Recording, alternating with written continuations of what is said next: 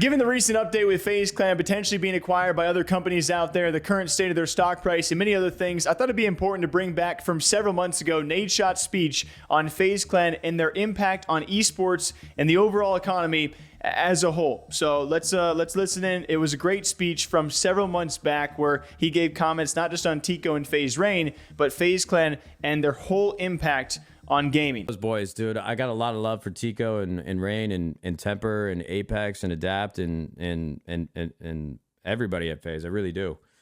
I think there's two sides of that coin, or two sides of that story. What FaZe built, what those 4 or 5 guys and everybody else that was a part of FaZe built is truly special, man. Like, nobody can doubt or question the cultural impact that FaZe has had on gaming.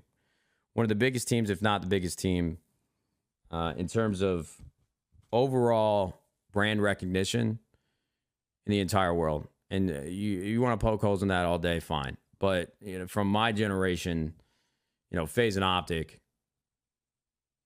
not including like the TSMs and the Team Liquids and the Fanatics and the G2, all that. FaZe is probably one of the most recognizable brands. Like, if you went up to an 18-year-old kid today and asked them if they know who Team Liquid is, I'm sure you get like 3, 4 out of 10, maybe. But if you go to an 18-year-old kid and ask him, do you know what FaZe is? More times than not, I would think like 7, 8, 9 out of 10. They're probably going to know what that is.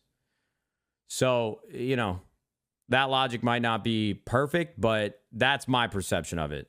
It really depends on where you're asking, who you're asking. But overall, North America, I think more people are going to know what FaZe is in comparison to any other team. So they've done an incredible job building up that business. But the problem is when you build something really strong and really exciting and it's really moving and shifting and shaking an industry, people are going to want to come in and they're going to want to be a part of it. And, FaZe as a business, as they scaled, they needed money to pay for the growth that they were trying to have from a business perspective. So, saying they had built something extremely special, which certainly is true. He also goes on to make the reference of if he went to a random 18-year-old in the street and said, hey, do you know Team Liquid versus do you know FaZe Clan? Certainly, I think a lot of us would agree that more people than not would say, okay, I know who FaZe Clan is, as opposed to Liquid. More people would know FaZe Clan as opposed to Liquid. They certainly at one point or another, and still have, breached the mainstream, something that a lot of esports organizations with their name brands, for better or for worse, have not made enough headlines to do that same amount of traction that FaZe Clan have had. I think FaZe is going to be okay long term.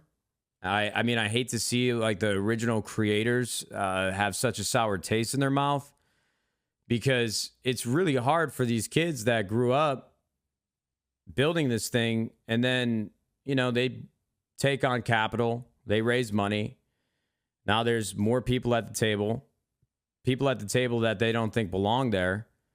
And if Tico and Rain aren't the guys that are actually vetting who's coming in and investing in the business and who's running it day to day, that's a tougher situation for them to be in.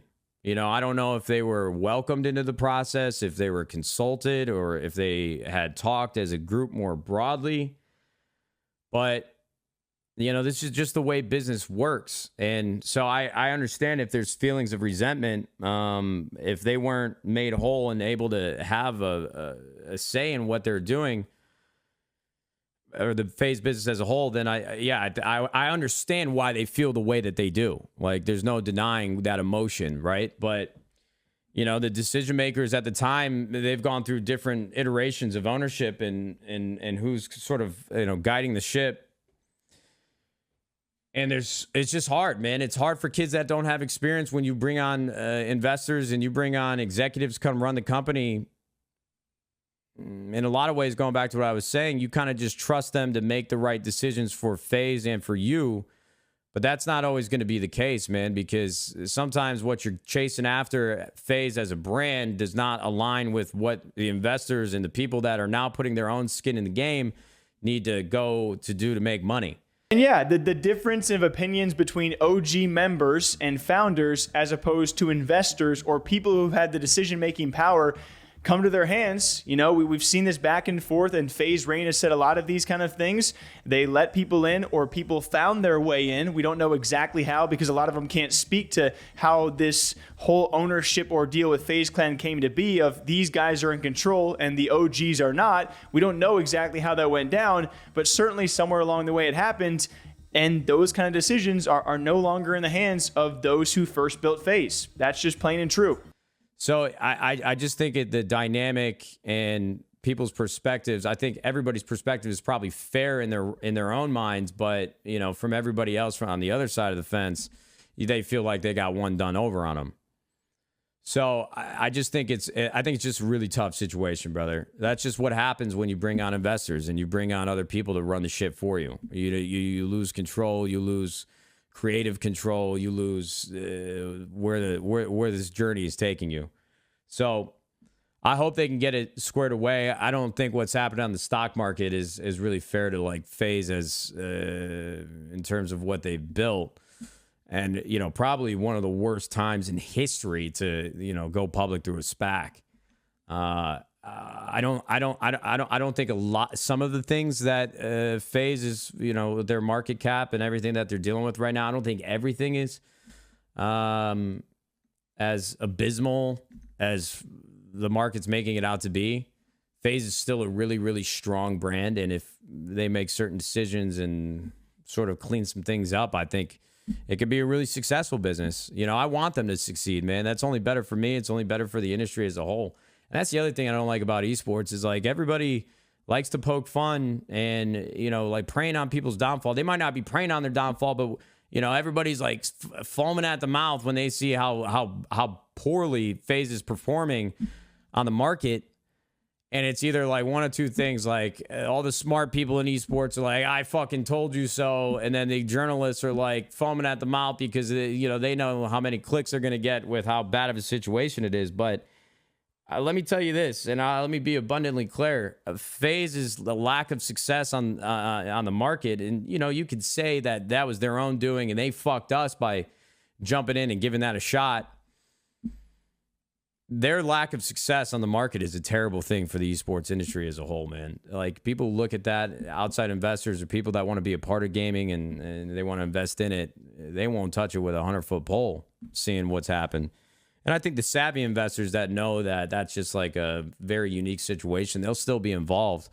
But it's always just going to make the introduction and the conversation around money tougher for anybody that isn't a part of gaming now and wants to be a part of it in the future. So I just, you know, it's hard for you to talk about these things because everybody wants to be competitive with each other. I was certainly in the early days of 100 Thieves. Like, I wanted to beat everybody in business and on stage.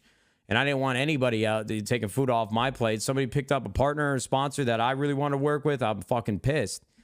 But at the end of the day, you know, the tides raise all ships. And I don't know if it's because I became more mature, or I don't know if it's because there's a little bit of pessimism around esports, but I really do. And for the last year and a half, 2 years, I want everybody to win, man. There's enough room for everybody to eat, but we got to help each other out.